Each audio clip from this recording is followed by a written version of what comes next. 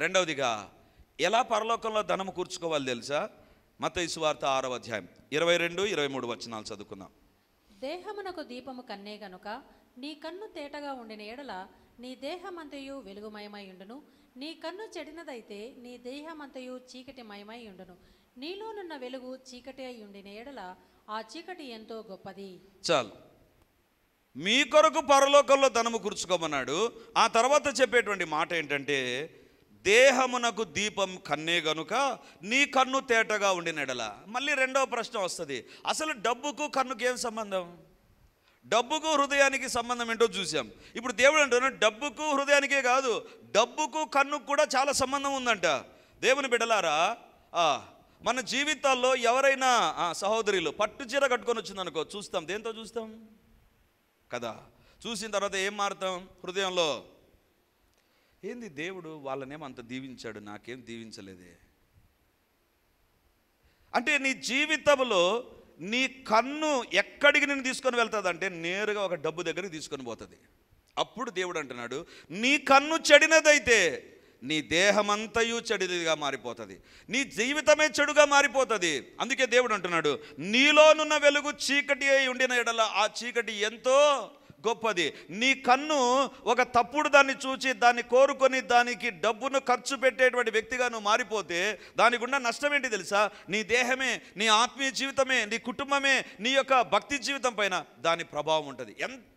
ఎంతగా కన్ను పైన డబ్బు ప్రభావం ఉంటుంది తెలుసా అండి? బైబిల్లో నుంచి మీకు చూపిస్తాను. ఆదికాండం 13వ అధ్యాయం 5-6 వచనాలు చూడండి. ఆదికాండం 13వ అధ్యాయం 5-6 వచనాలు.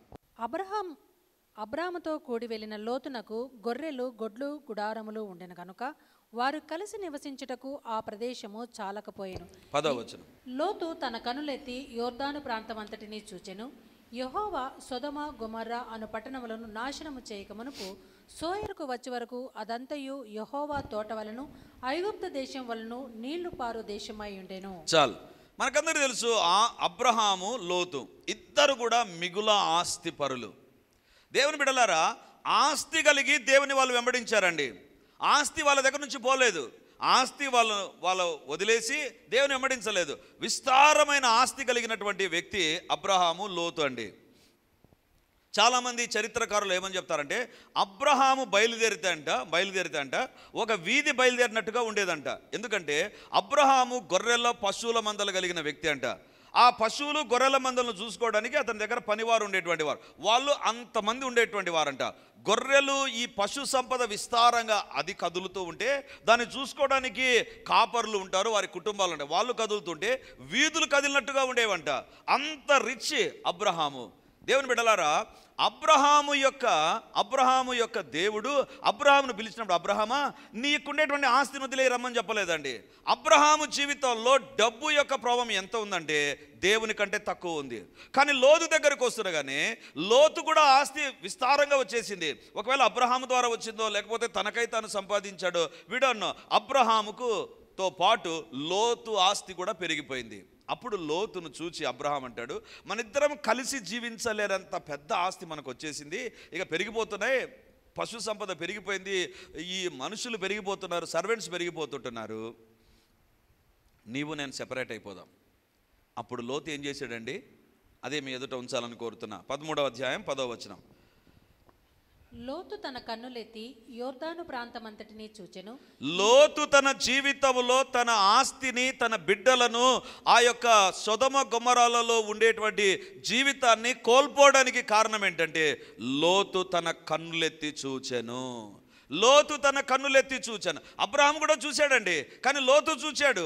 లోతు అనుకున్నాడు, నేనైనా నా ఆస్తిపాస్తులైనా మంచిగా ఉండాలి అంటే ఇక నాకు పెళ్లి కలగాలి కదా, పెళ్లి జరగాలి కదా, లేకపోతే నాకు ఒక ఫ్యామిలీ రావాలి కదా, కాబట్టి రావడానికి ఆస్తి ఉండాలి, దీనికి సరిపోయింది ఏంటి అని చూశాడే కానీ అబ్రహాముతో జీవించినప్పుడు ఈ దేవుని వెంబడించాను కదా, ఇప్పుడు అబ్రహాముకు దూరం పోతున్నాను కాబట్టి దేవునికి దూరం అవుతానేమో అనుకోలేదు. అతను అనుకున్నాడు, దేవుడు ప్రక్కకి వెళ్ళిపోయాడు, తన కన్నులతో చూస్తున్నాడు, ఏది సరిపోతుంది తనకు, ఏ ప్రాంతం సరిపోతుంది తనకు, తన పశు సంపద ఏది సరిపోతుంది? సొదొమ గొమొర్రాలను దేవుడు నాశనం చేయకముందు నీళ్లు పారు దేశముగా అది కనపడిందంట. దేవుని బిడ్డలారా, లోతు నీ జీవితంలో అగ్ని గంధకాలలో నీ ఆస్తి అంతా తగలబడిపోయిందే, నీ యొక్క ఆస్తి పాస్తి మొత్తం తగలబడిపోయిందే. ఎందుకు ఈ లోతు అంటాడు, నా కన్నులతో నేను ఒకానొక రోజు చూశాను. అందుకే దేవుడు అంటున్నాడు, నీ ధనం ఎక్కడ ఉండునో జాగ్రత్త.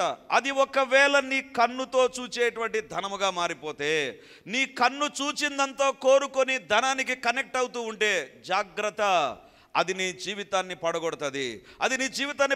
పరలోకానికి లోతు పోకుండా చేయడానికి ఏది కారణమైపోయింది?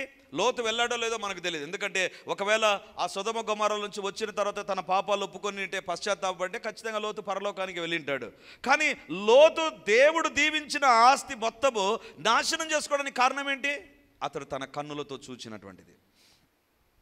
ఈ దినాల్లో మన జీవితాల్లో మనము చాలా నష్టపోయేది ఇక్కడ.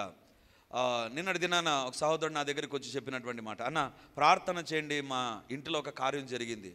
ఏం జరిగింది అని అడిగాను. వాళ్ళ చెల్లికి సెల్ ఫోన్లో ఒక మెసేజ్ వచ్చిందంటండి. ఆ మెసేజ్ చూసి, ఆ మెసేజ్ ఏ మెసేజో నేను అడగలేదు, ఏదో something relevant to her financial transaction, తన బ్యాంక్కి సంబంధించి ఏదో, జస్ట్ ఆ లింక్ని క్లిక్ చేస్తే మీకు ఏదో ఓటీపీనో సంథింగ్ ఏదో అది క్లిక్ చేసింది. వెంటనే ఒక మెసేజ్ వచ్చింది, మీ బ్యాంకులో నుంచి 29,000 విత్డ్రా అయిపోయింది. ఏం చేయలేదు, వాళ్ళు పంపించిన లింక్ని క్లిక్ చేసింది. ఎందుకు? తన కళ్ళతో ఏదో చూసింది అక్కడ, నాకేదో లాభం, నాకేదో ఆశీర్వాదం, నాకేదో దీవెన, నాకు పనికొస్తుంది అన్నటువంటిదిగా చూసి దాన్ని క్లిక్ చేసింది, అయిపోయి. ఎందుకు చెప్తున్నానంటే జాగ్రత్త. ఈ మధ్యకాలంలో చాలా జరుగుతున్నాయంట. ఆ అమ్మాయి వాళ్ళ తండ్రి పోలీస్ స్టేషన్కి వెళ్తే పోలీసు వాళ్ళు, కడప పోలీసు వాళ్ళే లిస్ట్ ఇచ్చారంట, ఇంతమంది ఉన్నారు నీతో పాటు, ఏం చేయలేం దీన్ని, టెక్నికల్గా జరుగుతుంది. మనకు సెల్ ఫోన్ ఉంది కదా, ఏదొచ్చినా మన కోసం వచ్చిందా టపా ఒత్తుకుంటూ పోయినావంటే అంతే, ఆ పాపలాగా తలపైన ఒక ముసుగేసుకోవాలి. నీ కన్నుతో నీవు చూసి చెడిపోయే అవకాశం డబ్బు కలగజేస్తుంది. అందుకే దేవుడు అంటున్నాడు, మీ కొరకు పరలోకంలో ధనము పరలోకానికి పోకుండా చేసేది ఏంటి తెలుసా?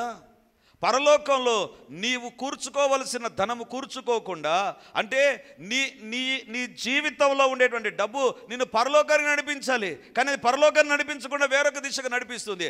అగ్నిగంధకాలు దిగి వచ్చింది. కారణం ఏంటి? లోతు అంటాడు, నా కన్ను చెడిపోయింది. అబ్రహాము కన్ను చెడిపోలా, అబ్రహాము తరతరముల దీవెనను అనుభవించాడు. లోతు అయితే ఆ దీవెన అనుభవించాల.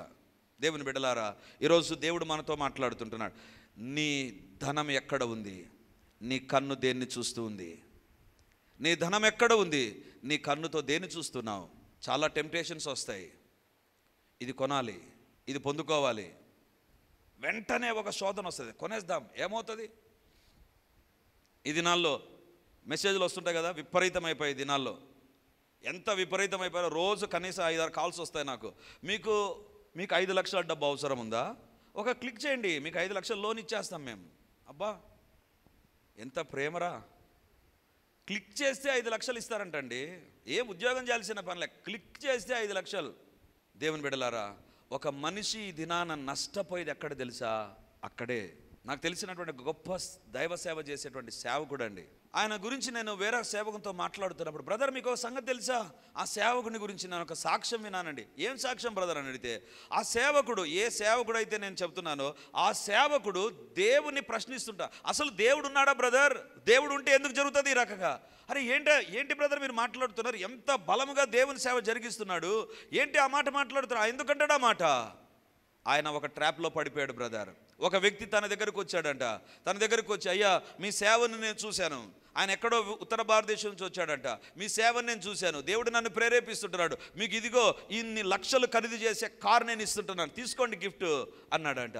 ఈయన చాలా సంతోషపడిపోయాడంట. అబ్బో ఏంటి 15-20 లక్షలు ఖరీదు చేసే కారు గిఫ్ట్గా ఇస్తున్నాడంట, కొత్తది కారు, ఎవరో తెలియదు, గిఫ్ట్ ఇచ్చాడంట, తీసుకున్నాడంట.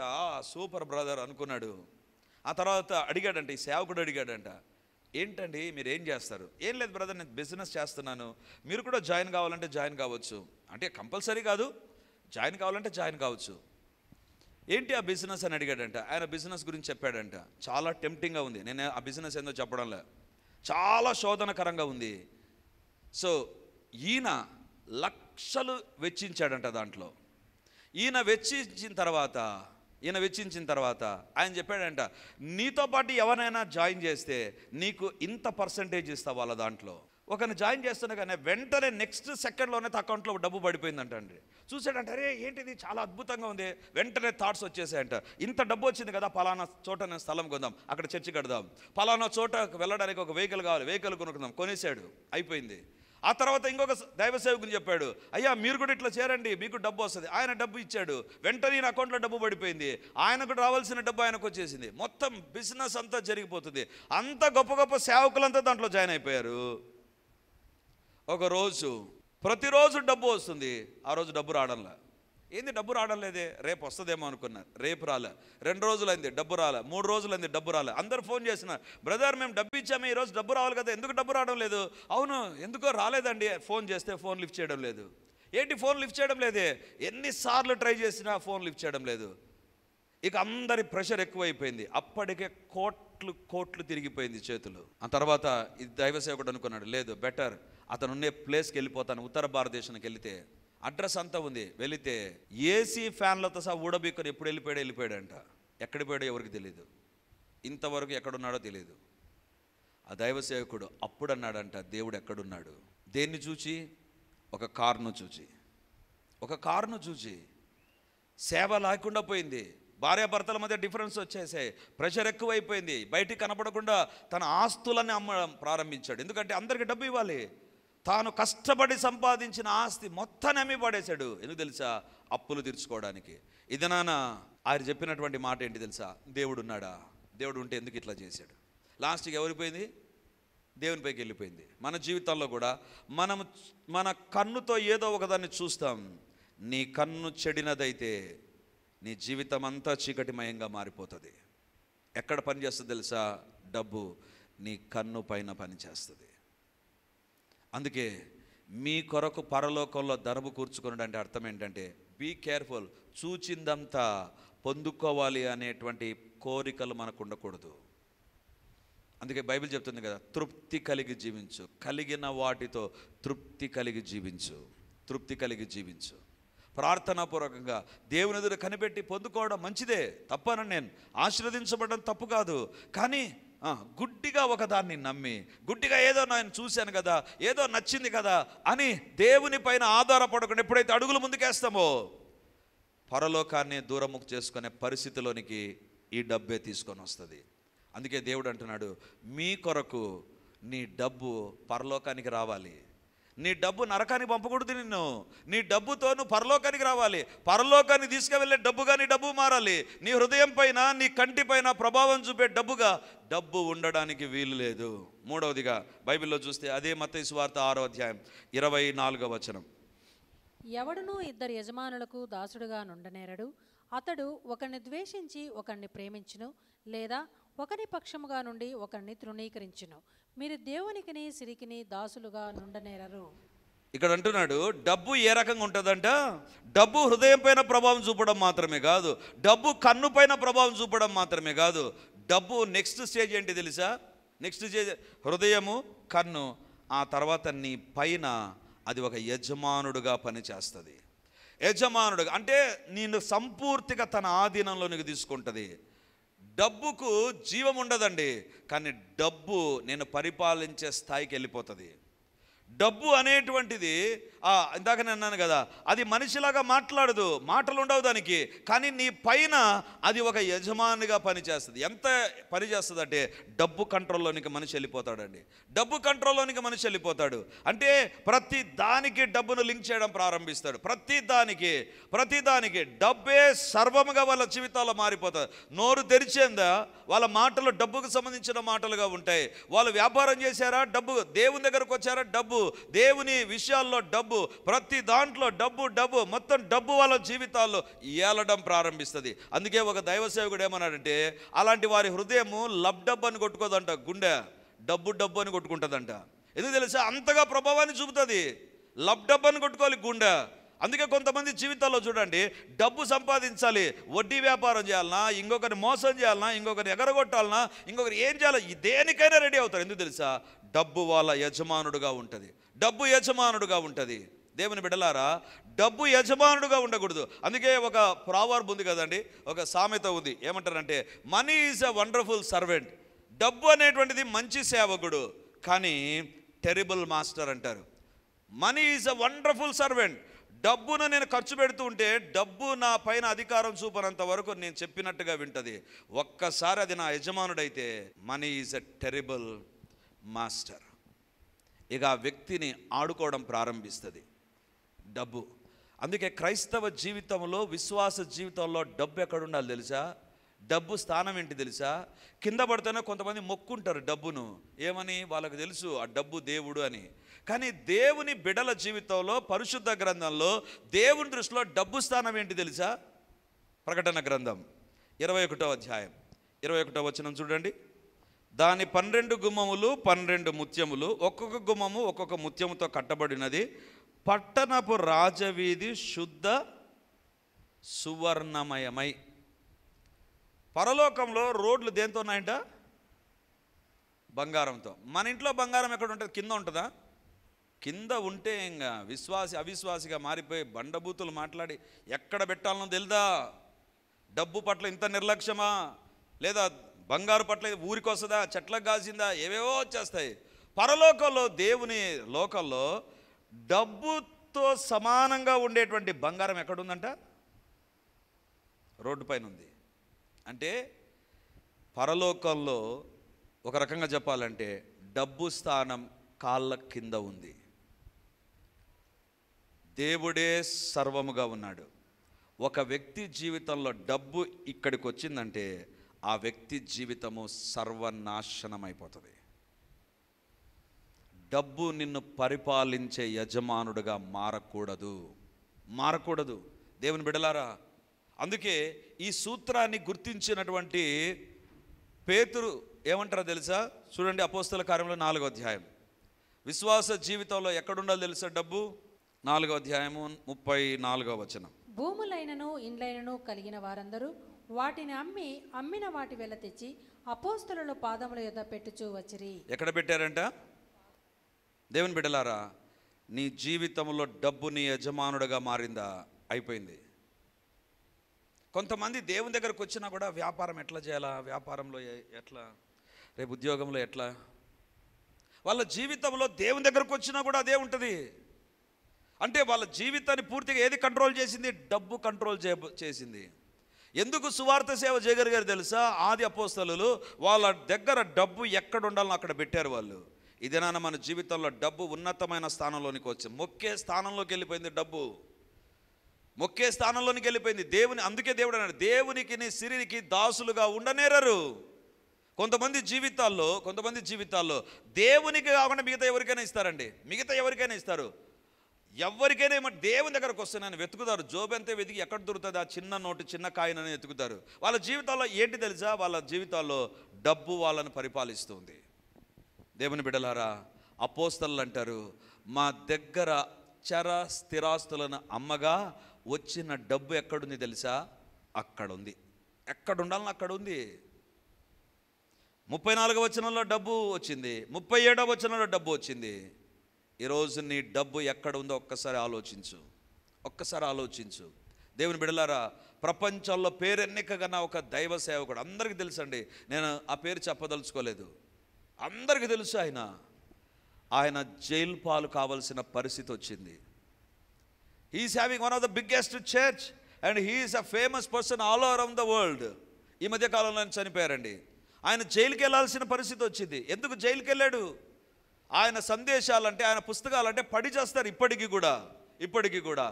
కానీ జైలుకి వెళ్ళాల్సిన పరిస్థితి ఏర్పడింది. ఎందుకంటే there was a problem with the money in his life.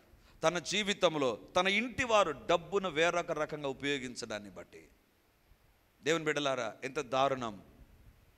నాకు తెలిసినటువంటి ఒక సహోదరుడు ఉన్నాడండి. ఆ విషయం చెప్పి నేను ముగిస్తాను. ఆయన మంచి ఉద్యోగం చేసేటువంటి వ్యక్తి, చాలా మంచి ఉద్యోగం, మంచిగా డబ్బు వచ్చేటువంటిది.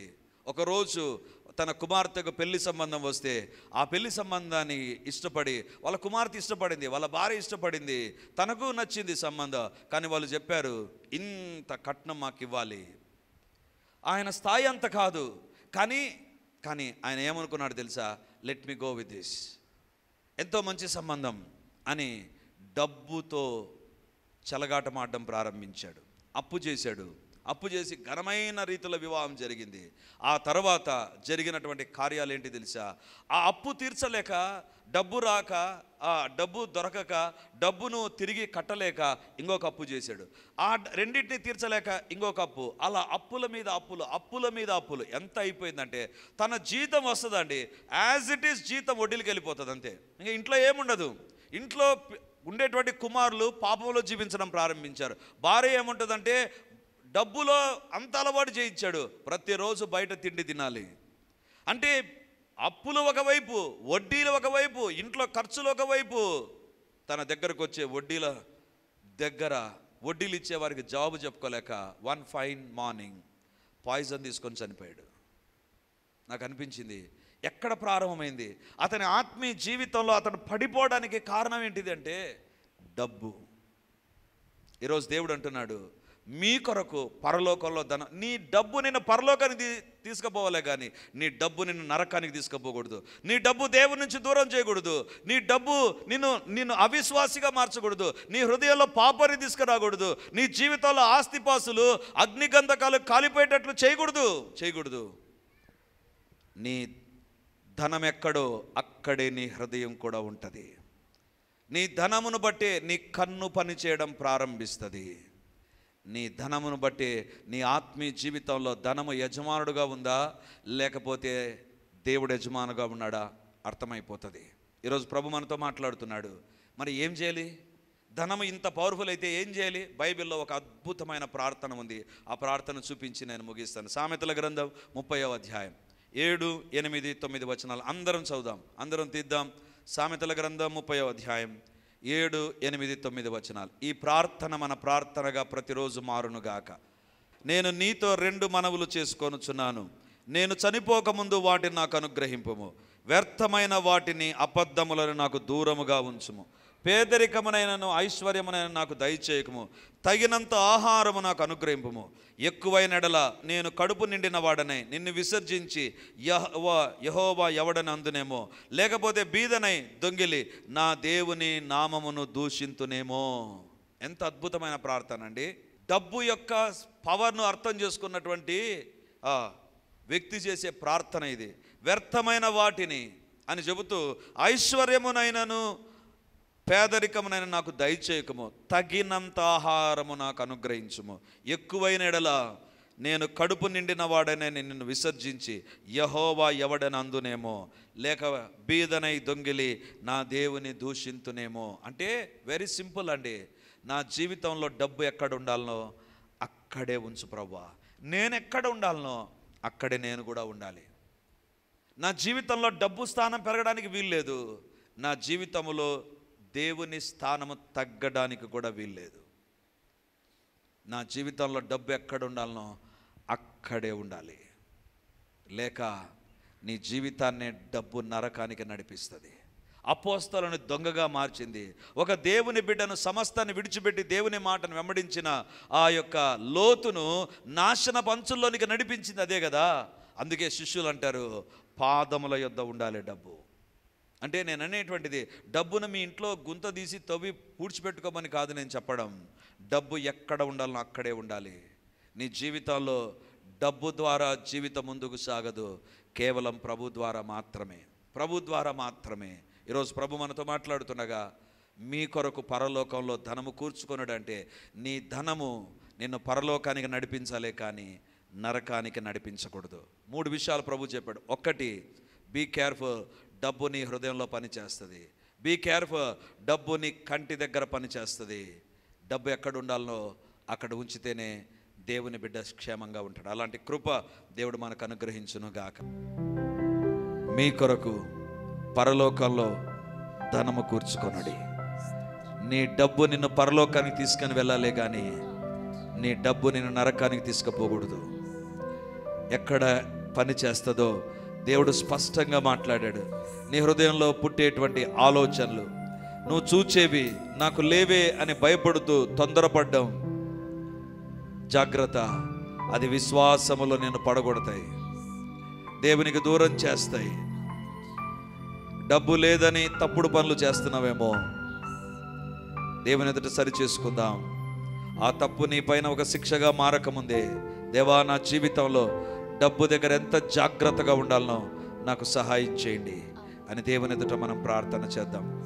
దేవుని స్థానంలో దేవుడు ఉండాలి. దేవుని స్థానంలోనికి డబ్బు రావడానికి వీలు లేదు. దేవుని ఎదుట మనం ప్రార్థన చేద్దాం. హల్లెలూయా, హల్లెలూయా, హల్లెలూయా. గొప్ప దేవానికి వందనాలు తండ్రి.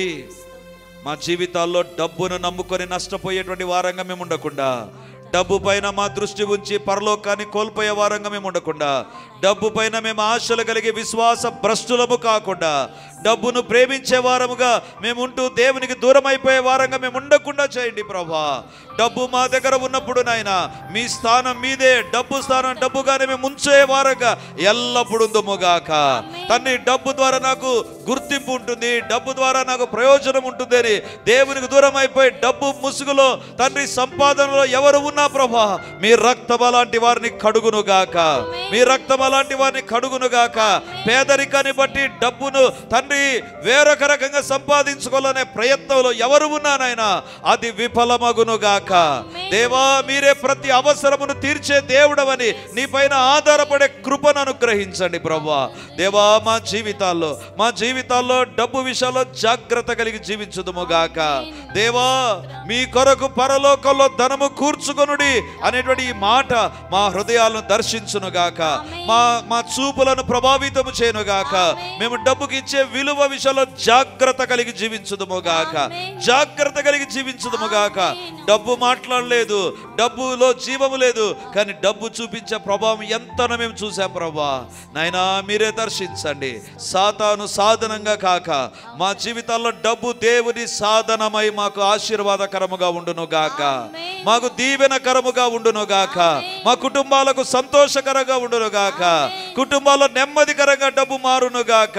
దేవా, మీరు ఇచ్చేటువంటి డబ్బు ద్వారా మేము ఆశీర్వదించబడుదుముగాక. మా డబ్బును మీరు ఆశీర్వదించండి ప్రభా. మా డబ్బు మా చేతుల్లో కాక మీ చేతుల్లో ఉంచి దీవించబడుదుముగాక. అనవసరమైన ఖర్చులు, మోసము, నష్టము మా జీవితాలకు లేకుండా రాకుండా చేయండి ప్రభా. యేసు నామమందు మా ప్రతి అవసరత నీ మహిమైశ్వరం చొప్పున తీర్చబడునుగాక, తీర్చబడునుగాక. మమ్మల్ని దర్శించండి, మా జీవితాలను మార్చండి ప్రభా. మీ కొరకు పరలోకంలో ధనము కూర్చుకొనుడి అంటే మా జీవితాల్లో మా డబ్బు మమ్మల్ని నష్టపరిచేదిగా కాకుండా మాకు దీవెనకరముగా మారునుగాక. దేవుడే మా యజమానిగా ఉండునుగాక, డబ్బు మా పాదముల యొద్ద మా యొక్క సహాయకుడుగా ఉండునుగాక. దేవా, అలాంటి జీవితం ఎల్లప్పుడూ మేము కలిగి జీవించడానికి సహాయం చేయమని యేసయ్య పరిశుద్ధ నామమందు ప్రార్థించి అడిగి పొంది ఉంటున్నాము తండ్రి. ఆమేన్, ఆమేన్, ఆమేన్. Praise the Lord. యేసుక్రీస్తు పరిశుద్ధ నామందు ఈ యొక్క విమోచన గడి అనే టీవీ కార్యక్రమాన్ని వీక్షిస్తున్నటువంటి దేవుని బిడ్డలారా, మీ ఒక్కొక్కరికి నా హృదయపూర్వకమైనటువంటి వందనాలు, శుభములు, ప్రార్థనలు తెలియజేస్తున్నాను.